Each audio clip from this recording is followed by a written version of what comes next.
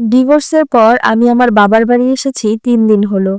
আর এই ৩ দিনে আমার পরিবার আমাকে ভালো করে বুঝিয়ে দিয়েছে যে এই পরিবারে আমার অবস্থানটা ঠিক কোথায়। গত ৩ দিনে আমার বারে, বারে মনে হয়েছে এই পরিবারে আসার চেয়ে আমার বোধহয় মরে যাওয়াটা অনেক বেশি ভালো ছিল। ডিভোর্সের পর ১ম দিন সকালে নাস্তার টেবিলে আমার মা আমাকে উদ্দেশ্য করে বলল, "এই বয়সে ছেলেরা একটু আধটু এমন করেই। তোমার আরেকটু মানিয়ে নেওয়া উচিত ছিল।" আমি অবাক চোখে আমার মায়ের দিকে তাকিয়ে রইলাম, কিন্তু কিছুই বলতে পারলাম না। ওইদিন দুপুরবেলায় যখন আমি আমার বাবার সাথে লাঞ্চ করতে বসলাম, বাবা আমাকে উদ্দেশ্য করে বলল, "তোমার আরো একটু ধৈর্যশীল হওয়া উচিত ছিল। সংসার করতে গেলে অনেক বেশি ধৈর্যশীল হওয়ার প্রয়োজন হয়। বুঝতে পেরেছ?" আমার সমস্ত শরীর ক্ষতবিক্ষত হয়ে গিয়েছিল। আমার স্বামী সহ শ্বশুরবাড়ির সব মানুষের অত্যাচারে।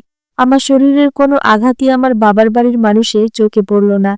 তাদের চোখে মুখে একটাই চিন্তা, এই বুঝি সংসারে একটা উটকো ঝামেলা এসে পড়ল। বিয়ের পর আমার স্বামীকে না জানিয়ে আমার সমস্ত গয়না বিক্রি করে সেই টাকাগুলো এনে দিয়েছিলাম আমার ভাইয়ের হাতে সরকারি চাকরির ঘুষের জন্য। অথচ সেই ভাই আজ আমাকে বলল, আমার জন্য নাকি সে এলাকায় মুখ দেখাতে পারে না। আমার যে ছোট বোনটি বিয়ের আগে প্রেগনেন্ট হয়ে গিয়েছিল, শুধুমাত্র তার মান-সম্মানের কথা ভেবে আমি তার প্রেমিকের হাতে পায়ে ধরে তার সাথে আমার বোনের বিয়ে দিয়ে দিয়েছিলাম। সেই কিনা আজকে আমাকে বলল, সংসার করতে গেলে এরকম একটু আধটু হবেই। তাই বলে স্বামীসহ শ্বশুরবাড়ি এভাবে ছেড়ে আসা আমার নাকি একদম উচিত হয়নি। ডিভোর্সের পরদিন সকালে আমাদের বাসার কাজের ছেলে রহিমের সাথে আমার দেখা। সে আমাকে দেখে জিজ্ঞেস করছে, "কি ব্যাপার আপা, আপনি একা কেন? দুলাভাই কোথায়? দুলাভাইকে দেখছি না যে?" বিয়ের পর স্বামী ছাড়া মেয়েদের একা একা বাপের বাড়ি আসা একদম ঠিক না। আমি একটু হেসে দিয়ে বললাম, "আহারে রহিম, শেষ পর্যন্ত তুইও?" ইউনিভার্সিটিতে পড়ার সময় যে শিউলির মাকে আমি ১০০০ বার বাজার করে এনে দিয়েছি, শুধুমাত্র শিউলির বাবা প্রবাসে থাকে বলে, তখন শিউলির মা আমার মাথায় হাত বুলিয়ে বলতো, আমার থেকে নাকি ভালো মেয়ে এই শহরে আর একটাও নেই। সেই শিউলির মা এখন আমাকে দেখলে দরজা বন্ধ করে দেয়। শিউলির মা শিউলিকে নিষেধ করে দিয়েছে আমার সাথে মেশার জন্য।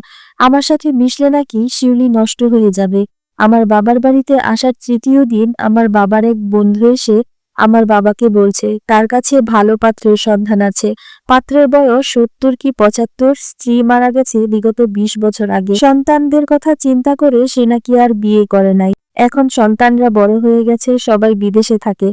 সন্তানরা যে যার মতো সেটেল। ভদ্রলোক নিঃসঙ্গতা কাটানোর জন্য সে এখন বিয়ে করছে। তার এখন একজন জীবনসঙ্গীর দরকার। এই কথায় আমি আমার বাবা মার মুখে আনন্দের ছাপ দেখতে পেলাম।